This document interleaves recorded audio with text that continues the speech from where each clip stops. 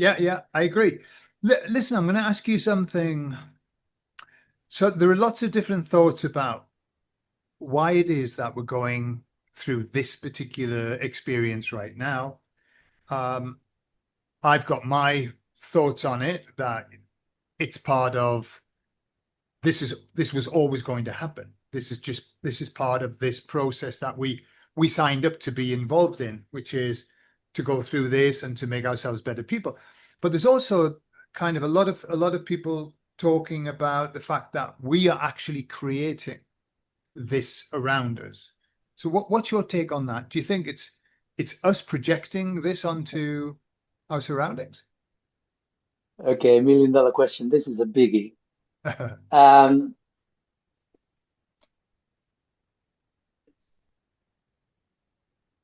I think everyone's aware how many human beings there are on this planet at the moment. And this hasn't happened before. The amount of human beings right now on this earth is is not natural from the point of view of nature. And whenever any species in nature grows beyond these boundaries, they die and then they start up again. So there is all this sort of counter movements to maintain balance. Nature is always trying to balance itself. Sure. What we've done, what we've managed to do, is to put the finger to nature and say, no, we're not going to take any notice of you. We're going to do our thing. In our arrogance, uh, we know better. And what we've done is we've made ourselves very sick in the process. However, that aside, so why are there so many of us now? And there is a reason for that. I mean, depends who you speak with. But according to Charlie, um, 10,000 years ago, there was a change in the cosmic energy that came or did not come our way on this planet Earth.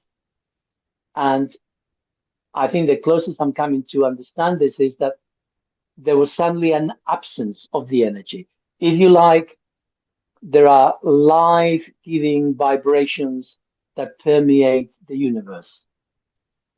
For whatever reason, this corner of the galaxy lost temporarily, it lost that vibrational goodness, whatever you like to call it, God energy, loving energy, call it what you will. And so I'm taking the word Kali Yuga from the Hindus, who they say that the epoch of Kali Yuga was from 5,000 years ago all the way to about 400,000 years into the future. Like the galaxy goes through epochs. So that's I was unaware of this till Charlie told me something's new, and then I became aware of the Kali Yuga, and I began to ask questions with regard to that. Um, and as far as Charlie's concerned, the Kali Yuga actually began not 5,000 but 10,000 years ago, after the deluge. Okay. So that was the fall of mankind, the deluge, from the deluge. Before that, humanity was spiritually advanced, developed, coherent, together, and we have no idea what that is because we've fallen so far down into the darkness that we have no idea what it is to be part of the light, except that there's been a break in that, and the that spiritual energy, energizing energy, God's energy, call it what you will, began again at the beginning of this year. I was going to ask you And about that. that, So yeah, okay. yeah, and that will last for the next 15 years. Okay. So huge changes are now beginning to happen as a result of that um, energy, which is the way it's meant to be. So the possibility of coming out of the darkness has just increased 1,000-fold. Um, so why are there so many of us? Because from the point of view of the soul dimension, 10,000 years is nothing. And from the point of view of the cosmos, 10,000 years is a very, very small amount. And so they have been able to predict, increasingly so with more accuracy, because, the future is never fixed, however much we'd like to hope it is. And it depends on a whole lot of variables. Within the world of humanity, the variables are immense. The more people there are in the world, the more variables there are for all manner of possibilities, not all of them good per se. Um, However, the plan was that this will be an opportunity because the Kali Yuga will come back for the next 400 plus 1,000 years. So this is an opportunity for those souls who are ready to be moved to a different part of the galaxy, to different planets, where they will not be under the dark cloud of the Kali Yuga epoch on this earth. So why is there so many of us? Precisely for this reason. But also, um, with the more people that are born, the more opportunity for what I'm now calling the NPC players, the non-playing characters. This is the very, very inexperienced souls who have no chance of controlling a human body, of being in charge of the higher aspects of a human being. So they're not even controlling the ego, let alone connecting with any of the higher faculties available to us, which have always been available. They're part of who we are, but not available to us because of where we are at. And so there's a proportion of humanity which will never go off planet, but who are for that, for those who wish to manipulate humanity. I'll come back to that in a minute. So we've now got a proportion of humanity who is ready to come to their senses in a literal sense, get off your head and come into your senses in your body, be in the here and now, because that is the only way we can deal with the traumas, with the shadow, which we may get to talk about.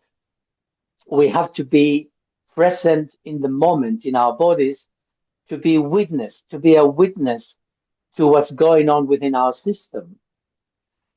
So now all of this will become easier for those.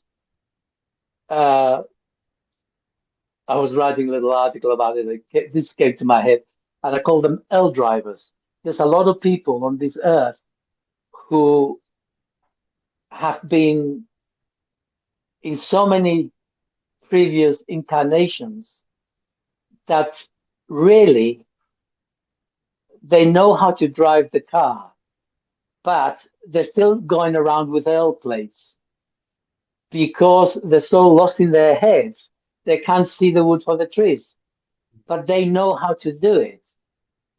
They just haven't been able, the indoctrination has been so great that they just haven't had a chance.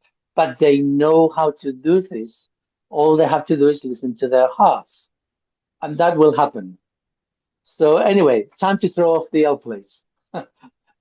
Really take control of your vehicle and your senses and connect with your heart and your higher faculties. Anyway, so that's why there's so many of us. Some are opportunistic at the bottom, and some because we're ready to move elsewhere. And this is the perfect opportunity over these next 15 plus years to get our act together. You don't need to get your act together to become a living Buddha. You don't need to become one of the disciples. You don't need to become perfect. You don't need to be fully there. You just need to be there halfway. That's all that's required. Make it halfway, and then the aliens who are here to help us, who are here to take us to other places, will do the rest. Uh, Okay. because if you die in this planet and you haven't made it to the halfway mark, you'll be lost here till the next opportunity arises, whenever that is. Sure. Whereas if you make it to the halfway mark, you're still alive, you're taking a life to another planet. When you die in the other planet, even if you don't make it all the way, it won't take long before you do move.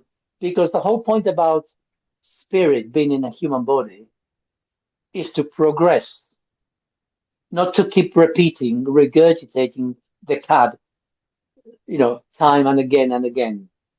Uh, so anyway, Okay. Okay. So that's stop there. interesting. That's an interesting view. I, as you talk about what the information that you get, I'm kind of passing it into what the emissaries tell me about, because lately they've been talking about timelines a lot. In fact, it got to a point where I said, I'm not going to talk anymore about timelines. Then I continued to talk about them. But they were saying that we're coming up to, and remember this, their perception of time is not our perception of time. They're coming up to could mean anything, but we're coming up to a split off. So they're very, very clear about that, and how those who choose not to, those who choose to stay, really, it's a choice of, I'm very happy with what's happening. I want to be part of this. They stay, and those of us who are ready and prepared to move on, we move on. I mean, you're saying, we'll be taken up live to another place and all of that. Very, very, you would know that it was happening. The emissaries they seem to indicate that the split is something that we won't be aware of until we'll only be aware of it in retrospect, because it'll be something so organic that we won't know. That's what they say. But what's interesting about what you said is, to do that, we only need to be halfway. We only need to get halfway. And it made me think of the law of one, something that David Wilcock used to talk a lot about. And his, in the law of one, that's exactly what they talk in terms of percentages. And they said, you must be 51%, they called it, service to others. You must be in that 51%. Whatever, there's plenty of names we can give it, but it's that you've got to be more than half. And I suppose it makes sense, even if you think of it in a logical, a balance way. You've got to tip the balance, even if it's 1%, tip the balance over to the right side. Otherwise, you might end up on the wrong side. Okay. From Charlie's viewpoint, um, if you speak, if you were to say that we're totally free of ego and pure spirit, then that would be 100%. Okay.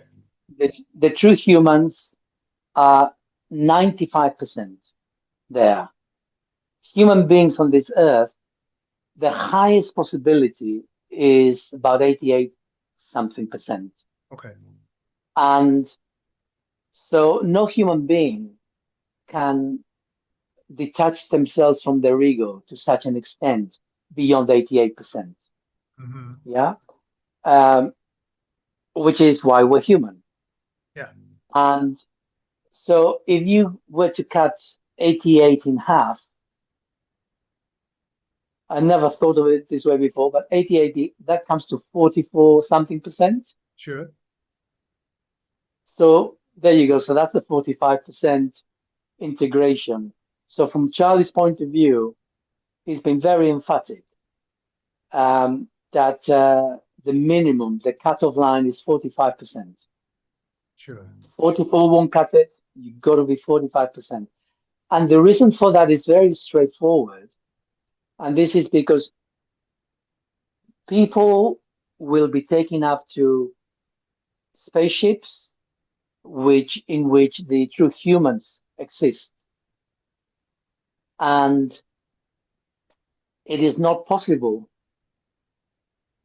for a person who is full of repressed emotions, i.e., they've got a large shadow, to coexist in the same space as a true human. Chalk and cheese. You just cannot bring the two together.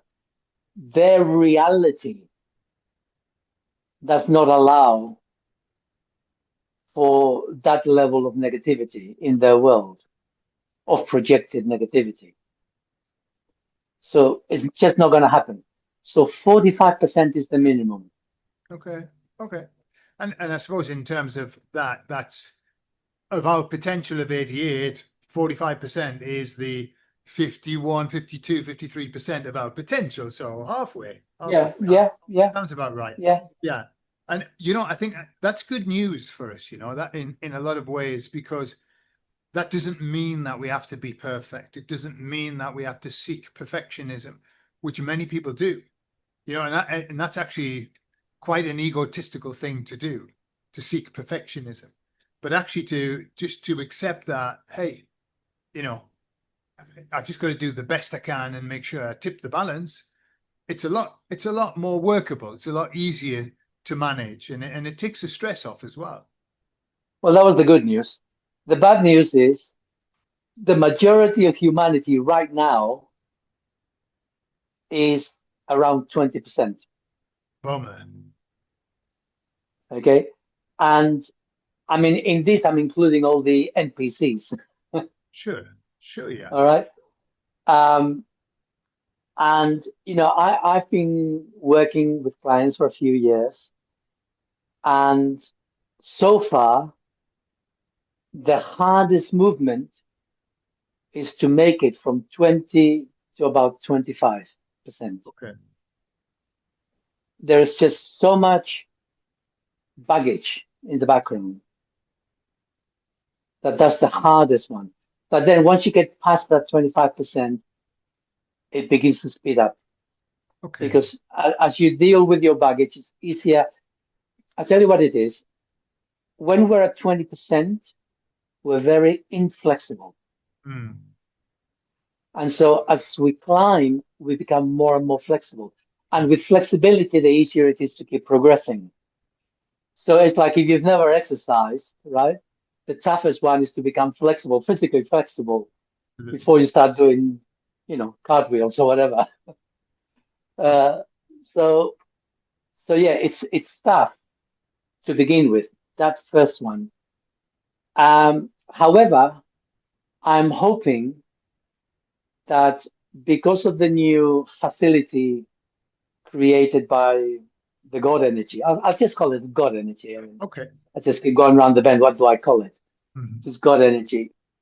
It will be easier and easier for those who have been round the mulberry bush a few times to, yes, begin to witness myself, begin to separate myself. I'm not my thoughts. I'm not in my head. My emotions, yes, okay. I can breathe into my emotions, create a little bit of separation. Yeah, see myself objectively. When I'm telling myself things like I'm no good, I'm disgusting, I hate myself, whatever. Actually, that's not me. That's a program. Those are words in my head. If I keep repeating them, I'm just going to keep furthering the program. Separation, observing ourselves dispassionately. And the more we do that, the more we remember to do that, because that's one of the problems. If you're in your head, you don't even know you exist. You're Yeah. just lost in the thoughts. But the more we're in our bodies, the more we are in our senses, the more we can be a witness to what's going on in our system, the more experience we gain and the faster we start to move. It's like a choo-choo train, right? Choo choo, little, choo choo choo choo choo choo choo, choo, and then you go faster and faster. Yeah. So I have great hopes for humanity. I think we're going to do it. I think we will achieve this. But to begin with, we can see what's going on now in the world. People are beginning to wake up to politics. They're beginning to wake up. I'm hoping more and more of them to food. They're beginning to wake up to pharma. And, there's a lot of pushback. But nevertheless, people are beginning to open up their eyes and say, hold on a minute, you know, this doesn't make a lot of sense. Yeah. So this is the beginning. This is just the chew, chew, chew. That isn't waking up, guys. That's just beginning to get the engine going. I Waking agree. up is waking up is not to do with the world out there. Waking up is to do with the observing what's happening inside our bodies, in our emotions, in our head. Is when we question everything inside us. That's when we start to wake up in a real sense. I agree entirely. And I know we probably talked about this before. I mention it a lot because it's so important for us to understand. The emissaries have always said that there are three steps to waking up. The waking up to the world, as you've described it, to all of those things, it's just the first step. And it's in many ways, it's the hardest step. It's like this, getting out of the 20%. It's the hardest step because you've got to drop all of your preconceptions. You've got to give up a tremendous part of your comfort. You've got to get out of your comfort zone. So it is a hard one, but it's only the first step. And the second step is, as you've described it, the emissaries say exactly the same. Then you wake up to self and you start looking inward and thinking, right, what do I need to sort out? And they're saying by dint of fact that you go into yourself, that's when you wake up to God, which is the last step, which is returning to God. So that's, and I asked the emissaries, give me a percentage. I think they humor me by giving me percentages. I don't really believe tremendously what they tell me, and I don't think they believe it either, but they kind of give me like a feel, you know? I say, so what percentage of people right now are within the three steps, at some point, waking up to world, self, or God? And they said, oh, we're at something like 45% of the world are in those steps, half. But they said the vast majority are in the first step of waking up to the world. And, as we go on further down, less and less are in those other steps. But that's why I think our work's so important. All of the people who are out here giving messages, helping people to go to that next step of waking up to self, because you can get trapped in waking up to the world. You can get trapped, I'm just going to go down another rabbit hole. I'm going to go down another rabbit hole, and I'm going to get angry about this, and I'm going to be furious about this, and I'm going to tell everybody about this, and I'm going to lose all of my friends and family by talking about it. We've all been there. And yes, there's a time for that. There is a time to go through that, and it's very important. You can't skip that step. You've got to kind of be aware. But then there's a point where you've got to let that go and say, okay, I forgive that now. Now I need to start working on me and forgiving me, So I think that's why I keep going. Yeah. Because I want people to know that it isn't just what's happening out there. In fact, that's the least important. It's what's happening in here and what's happening up there. That's the most important. However, from the point of view of role models at that level, I'm going to give three names, which is highly contentious. Oh, okay. I've been very suspicious of the whole political class for quite a while.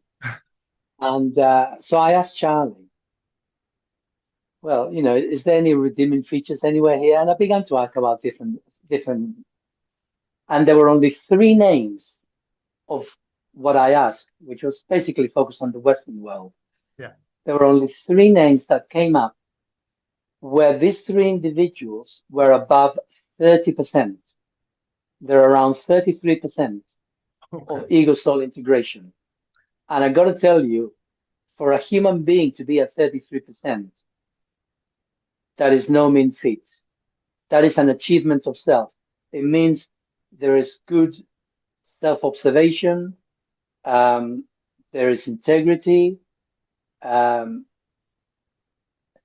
You can trust them a lot more than the usual passes. Okay. Anyway, you want to hear them? Yes, indeed.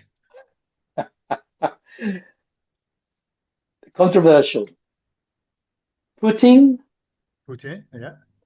his second in command, and Sakharova. And who? Sakharova is a female. I think it's the third or the fourth one within the world stage from the point of view of Russia. Oh, Russia. So Uh, all from Russia, yeah. they're all from Russia. All three of them. They're the top of Russia, and between the three of them, they are the face of Russia Yeah. as they deal with the West and with other countries and continents. And that was quite interesting at the time when I first came across this. And I just double checked with Charlie that, we're still on the same wavelength. And yeah. Yeah. And if you detach yourself from the political, how to think, how other people tell you how to think, if you listen to these people, you will hear that, you will hear them. They're serious people. Yeah. Yeah. They're people who say what they mean, what they say, and they say what they mean. There's no faffing about. Yeah. They're totally solid. Yeah. So anyway, I won't say any more on that. Just throw that out there, Sure. and I'll tell you why I say this. Because my neighbor, uh, my neighbor, whoever he is, a few years ago, we were sort of coming together for something or other, and he began talking about the war with Russia, and he began to foam at the mouth about Putin. And I sort of looked at him with an internal half sneer, and I thought, what do you actually know about Putin? I mean, you're full of anger, full of bile about this man that you've never met. How is that possible? Because he's been reading mainstream media and he is being manipulated like a marionette, like everyone else is. Awesome. Now, I'm not saying that Putin is good or Putin is bad. I personally have never met him. So, because I've never met him, I withhold my judgment. And the only things that I've ever heard about him is, I've heard him speak many a time. He's a serious guy. And then I realized that he says what he means and he means what he says. And, so I have respect for the guy, but that's all I know. But I'm not going to say he's a great guy any more than I'm going to say he's a horrible man because I don't know him. But this is what we do. We have all these strong opinions about people we've never met. Why? Because we're being manipulated and we haven't questioned them.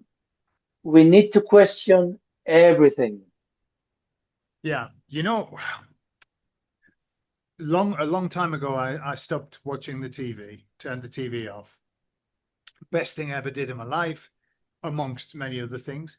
But then I was a teacher. I was a teacher in the UK. I was teaching Spanish. And in my classes, we would have a conversation about topical happenings, current affairs, etc. And every week I would say, so what's happening in the world? Yeah. And everybody would tell me. And what I would discover was that generally most people were all talking about one topic. There's one topic. Generally, this leader of this country is very bad. Somebody needs to do something about it. This, we need to go and kill all of those people. Just the usual, but always the same topic. And I used to think, that's worrying. That, we're all individuals. Yes, we're all individuals, except everyone's got the same opinion. And then, but that wasn't the worrying thing. That it was worrying, but the worrying thing was the week after. I would say to them, because I was still impacted by what they said, I would say, so how's that going? How's the situation in Libya or whatever? And they would say, oh, I don't know. But that guy, the other guy, he's bad. Somebody needs to do something. And I thought, what happened to this regime change that was happening and bombings and everything, and they couldn't even remember. It was out of the ken. And I thought, wow, the television does a great job, a fantastic job, but not just of putting ideas into the mind, taking other ones out.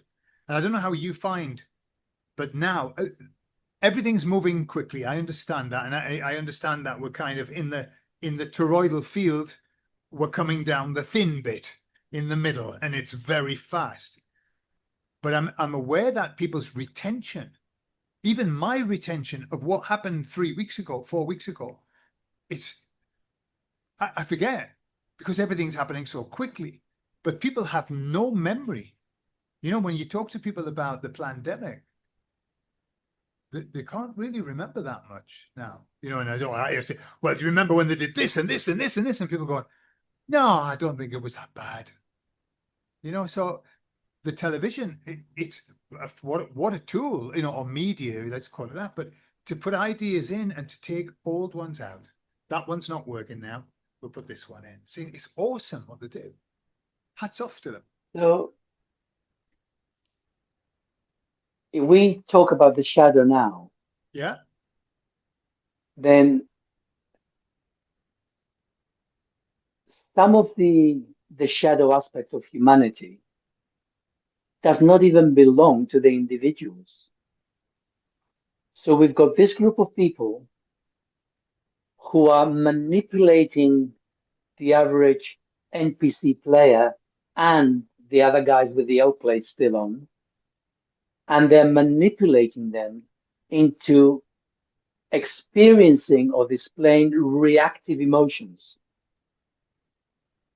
They've been harvested, and that is an energy that is being used to foment and maintain a status quo. And this is the problem. This is why people will struggle to wake up, because they're under the effect of a shadow which is not of their own making. It's something that's come their way from outside. And I mean, we all have, you know, I say we all, I don't, but sorry, that was unnecessary. But Many of us. but we all have all these repressed emotions in the background out of awareness, and they they impinge onto our world, onto the people around us, looking for a means of redressing the imbalance, of helping us to become aware of that part of our psyche which is disassociated from us, from our consciousness completely. And that is something that we're subject to and we're dealing with on a day-to-day basis. But this is something different. This is not ours, not individually at any rate. This is something which is being manufactured and which is affecting individuals and stopping them from waking up to, like, it's a bit like you're under the water. You don't know you're under the water till you come above the water and you take a deep breath. Then you know the difference. But there's something like that. You know, we are at the mercy of which in effect is a bit like a hidden force. We're at the mercy of these hidden forces. And this is why it's so important to begin to create separation within our psyche, to become a witness to what's going on in our bodies, in our thoughts, so that we can say, no, that's not me. A bit like when I was with that guy, the neighbor, and he was, foaming at the mouth about Putin and the Russians. Well, if I hadn't been able to separate, I would have been caught in the, horrible, yeah. And you get into that negativity. And we need to be so observant of ourselves in relation to others because it's out there. It's an oppressive force just at the edges of our psychic awareness. It's there impinging on us. Sure. Yeah, and they're very good at it, and they've studied it a lot, and they studied us a lot. They understand because, in my experience, having gone down the road of hypnosis and understanding hypnosis and studying it, I'm aware that we are as people incredibly suggestible. We can, and even overtly, people can suggest things overtly. I was looking at a study that they did a while ago about giving people false memories, and what they discovered was this: they would ask people questions, and they would just say, "Do you remember this situation when you were a child?" And the person would say, "No, no, that didn't happen to me." Okay. And then they would ask them other questions, but they kept repeating like maybe a handful of questions. They repeated them 3 times. Then they let the people go off and do the thing, and they came back after a week later. And when they asked them the same question, "Do you remember?" the people said, "Yeah, I do." And not only did they remember and say, "Yes, that happened," but they had a big story attached to it, a whole tale to tell. And it wasn't their experience. It was implanted. And I think this is what they understand, that those who rule the media, all of this programming that goes on, they understand how easy it is to program us. And they do it all of the time. And they've had a lot of practice. They've had lots of practice, and they've had, let's be honest. How much will they have invested in these kind of experiments? We hear about the experiments, but God only knows what they know, what to do.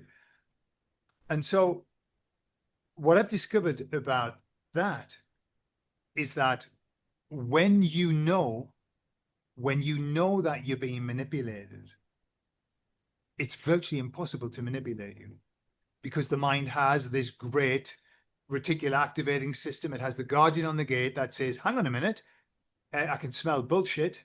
So I'm going to what? Nothing's coming in. Nothing. Unfortunately, sometimes we reject things that we should take in, but we won't because we're protecting ourselves. But once we're aware, this is the beauty of waking up to the world. At least for the first step, when people wake up to the world, then they bring the drawbridge down or up, and not much gets in anymore. And so really, it's just a matter of then their job of working on that shadow self, getting to cleanse all the shit that, as you said, it's not all their shit. It's been given to them, but at least they know that there's not going to be more coming in, or it's going to be a minimum compared to what it was before. So it's good news. Yeah. Waking up is a beautiful thing. It's interesting what you just shared. Never thought of it this way before, but we've got a genetic imprint, and that has programs of its own. And then through our experiences in life, we also develop ways of meeting our engagement, our actions in the world. And then we've got the mind, which is the one that they do their best to manipulate. And the interesting thing is that we actually live in the present if we're in our senses. And so the past is not really here or there. It's quite irrelevant. We hang on to the past, but as you say, the stories from one particular viewpoint. You got two brothers talking about being 5 and 7 years old, and they both see the world differently. They've had a different experience. So what is the truth? Truth is very subjective. And I mean, and this is, you and I, when we work with people, we help them to change the story so that they're no longer affected by a particular way of looking at it. Yeah. Yeah. So memory is not fixed. Memory is just a storyboard. And so we are far healthier if we rely on our genetic and emotional, I don't mean reactions, but immediacy of dealing with the world when we're in the present. This is a truer engagement with the world than when we rely on memories from the past to inform how to behave in the present. Yeah. Makes sense to you, I think. Yeah, yeah, it does. It does. And it reminds me of I was just happened to bump into a video of a guy talking about time being linear. And he was saying we have this perception of beginning, middle, end. We have this perception of linear time, like 100 years ago, 100 years in the future. And he said, of course, that's just a perception. There is no linearness to time. There's only now, and there only ever has been now. And no matter what we imagine that exists beyond now, it's just an imagination. It's just a figment of our imagination. All that we have is now. And yeah, it made me think of that because I was listening. I've had the concept of, I mean, the emissaries just keep saying there's no such thing as time. Every now and again, they just slip it in. Remember, there's no such thing as time. It's just a perception that we have here. It's the same with our perception of truth. Like we have these perceptions of what's real. That I want to know the truth, and I'm in the truth movement, and I'm even the Jehovah's Witnesses. They call their religion the truth, and it's the biggest lie you could possibly ever. No. It's the truth for them. It's the It's truth their for them. truth. It's the truth for them. It is. However, when you peel back the layers and you understand that our human this vehicle, we don't have the potential nor the ability to actually capture the truth. We don't have it. Our processing doesn't allow us to get the truth. We only get a perception of the truth, a piece of the truth. And so we end up fighting our lives, fighting to get something that we never really had the chance to have ever. The same as we spend our life, like I used to, living in the future, which doesn't exist. Or some people are living in the past, which doesn't exist. And it's like we do waste a lot of our time here. So let me give you one example. This came to me. I'm going to talk about food. So if you take a young child who has not been preconditioned as to what to eat, so the child is totally in the moment, in the present, and you give him an asparagus or a little piece of bacon, that child will invariably go for the bacon or a little bit of jerking or a bit of meat. They will choose the meat because they're not choosing with their head. They haven't got a belief system that this or that food is good or bad for me. Sure. Their body's telling them, just like the cow knows to eat grass. No, they don't need to be taught to eat grass. They know. How do they know? Because it's built into their genetic makeup. Sure. So they're totally in the present. I'm hungry. Oh, that's what I want. Cow. Eat it. That cow. That's what I want. Grass. It's the carnivore coming out in you. That's me looking at the cow. That's what I want. Cow. But we do that, you see. We're not even in the present when it comes to food. Yeah. Because we're choosing things out of memory rather than out of, oh, I feel, I really want that. And I don't mean because of addiction, because, I want that cake. No, you're just addicted to the sugar. Sure. oh, I really fancy a glass of wine.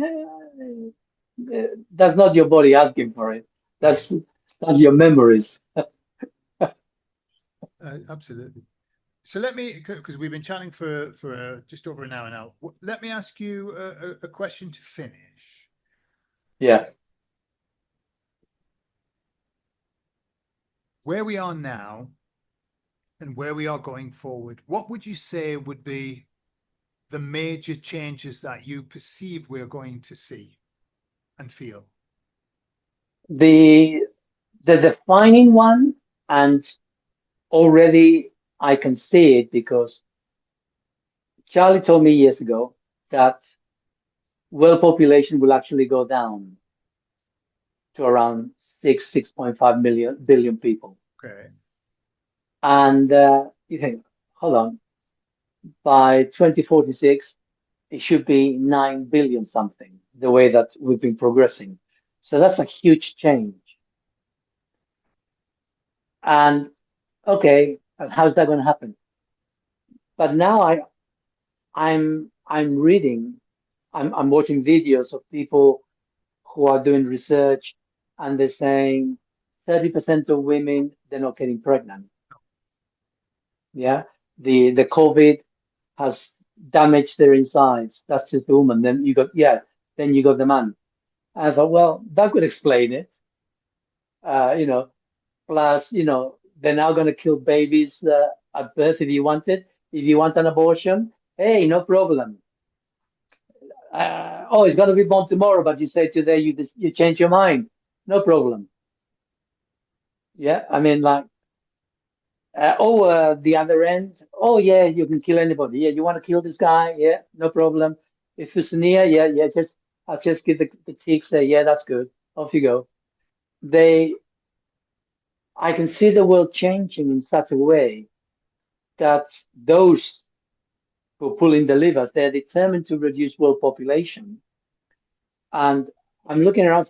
Actually, I hate to say this, but Charlie might be right. I've always been hedging my bets about Charlie with regards to the future in that sense. But I'm thinking if that really does come to pass, you better keep going because this is happening.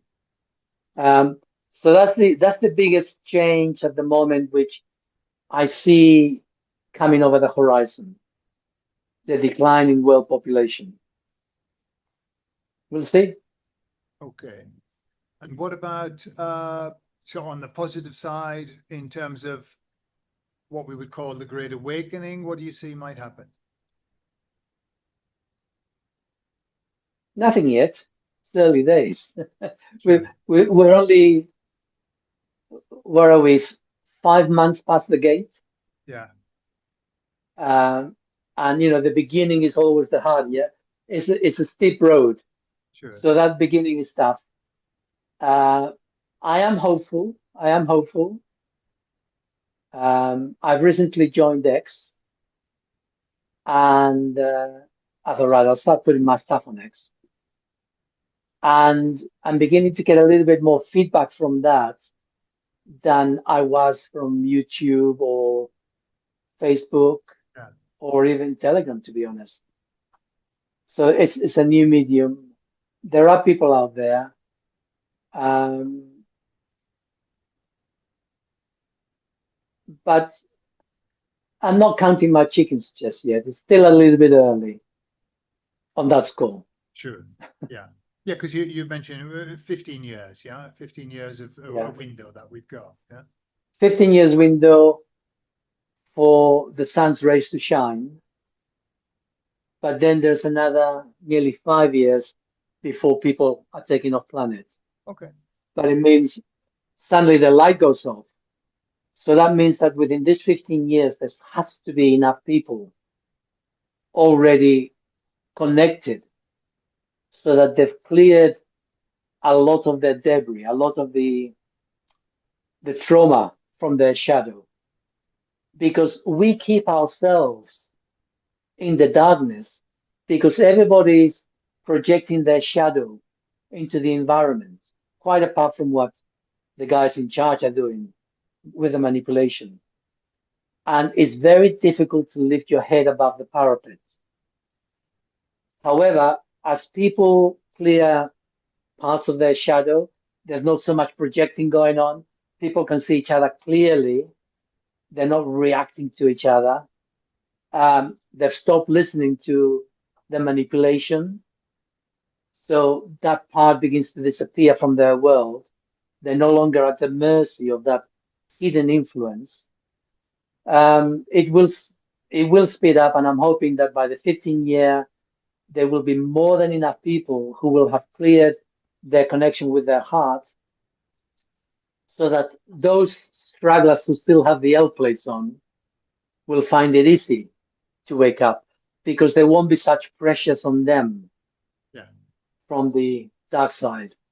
Yeah. So I'm hopeful. I'm hopeful. But it's early days, okay? It's very early days. It's early days. Yeah. Yeah. Okay. Well, fantastic. Keep, Well, keep, what? keep your eyes open on the world population. Okay. Okay. That's the defining. Let's see. Let's see. Um, all right. Beautiful, Sal. Well, thank you very much for sharing your thoughts and your wisdom with us. It's been a real pleasure talking to you again. I don't see myself as very wise, but thank you. But it's nice speaking with you anyway. I enjoy our talks. So do I, always, yeah. And we'll talk again. We'll come together in a while and see how we're getting on. See see whether we've seen any more steps happening. All right, Sal. Take care of yourself then. You too. All the best. Bye for now.